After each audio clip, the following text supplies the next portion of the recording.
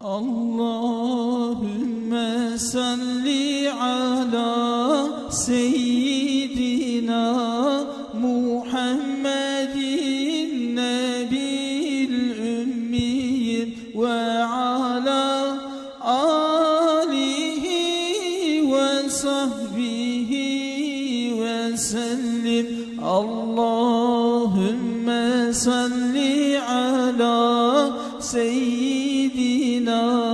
Muhammedin nebil ümmiyin ve ala alihi ve sahbihi ve sellim. Allahümme salli ala seyyidina Muhammedin nebil ümmiyin ve ala alihi ve sahbihi ve sellim. Allahümme salli ala seyyidina Muhammedin nebil ümmiyin ve ala Euzu billahi mineşşeytanirracim.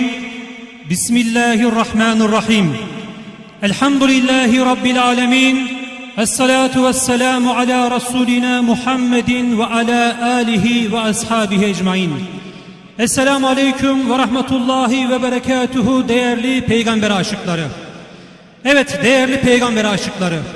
Peygamber Sevdaları Vakfı'nın her yıl on binlerce, yüz binlerce peygamber aşığının meydanlarda düzenlemiş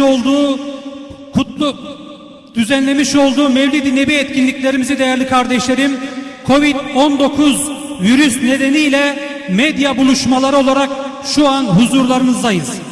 Değerli kardeşlerim, virüs nedeniyle hayatını kaybeden kardeşlerimize rahmet, hastalara şifa ve yakınlarına da sabrı cemiller niyaz ederekten inşallah programımıza başlıyoruz. Gecemiz hayır olsun, gecemiz mübarek olsun. Allah Rabbim cümlenizden razı olsun inşallah. Değerli kardeşlerim, Mevlid-i Nebi etkinliğimizin program akışını sizlere takdim etmek istiyorum. Programımız her zaman olduğu gibi Kur'an-ı Kerim tilavetiyle inşallah başlayacaktır. Hemen ardına ilahi ve ezgilerini seslendirmek üzere sanatçı kardeşlerimizi davet edeceğiz. Hemen ardına Mevlid-i Şerif dinleyeceğiz ve akabinde değerli kardeşlerim şiir dinletisi, ilahi ve ezgi ve günün anlam ve önemine dair konuşma dinleyeceğiz.